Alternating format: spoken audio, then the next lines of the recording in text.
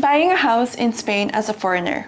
Now, this is something that can be seen as a complicated or long process, but it really doesn't have to be. As long as you know all the right steps to take, then you should enjoy a successful purchase. My name is Nika and I work in the marketing department of Balsays Group, and today I have summarized the steps into 10 things that you have to do in order to enjoy a successful purchase as a foreigner in Spain. So before we get into the 10 steps, how long does the process of purchasing a property in Spain as a foreigner take? Now, this process can be divided into 3 main parts. Of course, the first step would be to find your dream property, your dream home, and this can usually take from around 3 months to 1 year, depending on what you're looking for, where you're looking, how long it takes for you to find what you want. Then once you've found your dream property, the actual purchasing process starts. This can take around 2 to 3 months until you get the keys to your property. However, these 2 to 3 months can be extended if you decide to get a mortgage. So like we say, for any process, plan ahead. Okay, now I'm gonna give you the 10 steps like we talked.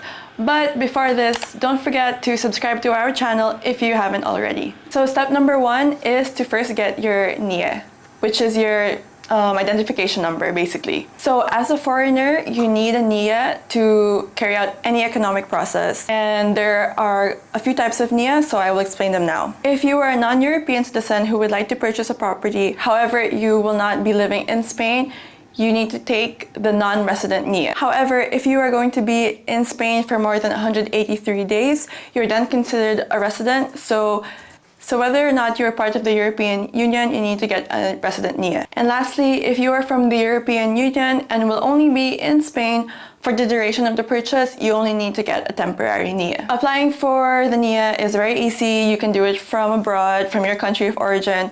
And our law firm does offer NIE number services, any type of NIE. We will do for you. The second step would be to open a Spanish bank account. This is not required per se, but it will make the process a lot easier. The third step is the negotiation period. So this is the part where you will have to negotiate with the seller and arrive at an agreed price for the property. Step 4 is to start looking for a mortgage. At this stage, it is important to understand the different types of interest rates and choose the one that fits you best. Step number 5 is the reservation contract. So the reservation contract is what you will sign once you have an agreed price and you have talked about all of this with your seller. This is the point where your seller is required to take down all listings of his property and remove it from any online page, etc. Basically, this is the part where the seller must stop offering it to other buyers. Number 6 is the deposit agreement. So at this step, you have to show a commitment to making the purchase by, like the name says, making a deposit. Of course, later on, this amount will be subtracted from the total amount that you have to pay for the property. The 7th step is to get an official valuation of your mortgage. Now, this step is very important if you're getting a mortgage because the total amount that the bank will lend you will be based out of this valuation. Usually a bank will suggest its own valuation experts, but you can always hire one on your end. Next, step number 8 is the preparation of your documents. So before going to the notary, you will have to prepare all your documents and basically make sure that there's nothing wrong with the agreement and nothing wrong with the property. At this stage, we really do recommend that you get a lawyer because this is important to make sure that there's nothing wrong with the agreement and that there are no existing debts that you will have to pay off for the property.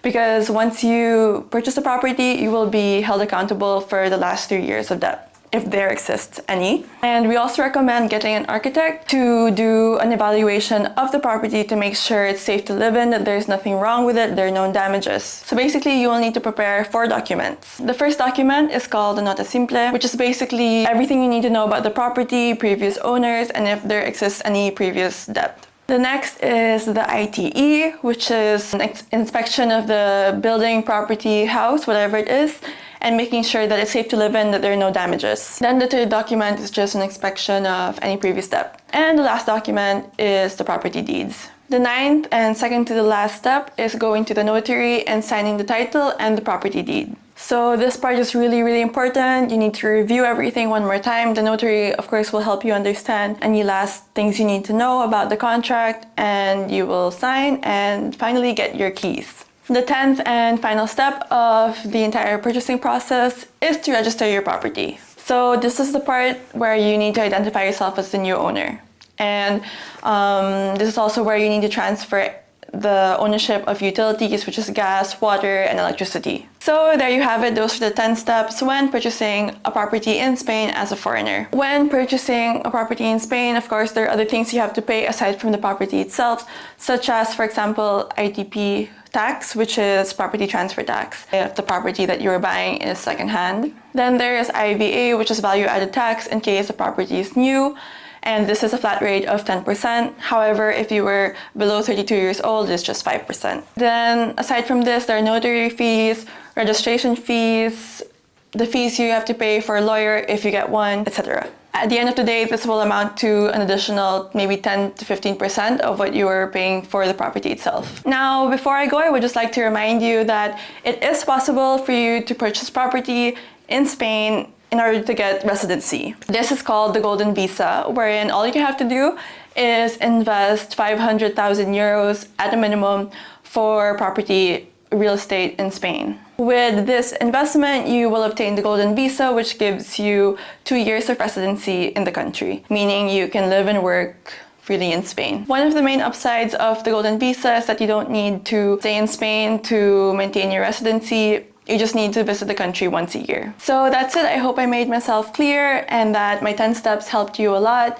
As always, you can message us at info@immigrationspain.es for any questions. Our offices are open from Monday to Friday if you would like to schedule a consultation. And again, do not forget to subscribe to our channel if you haven't already. Thank you and see you next time.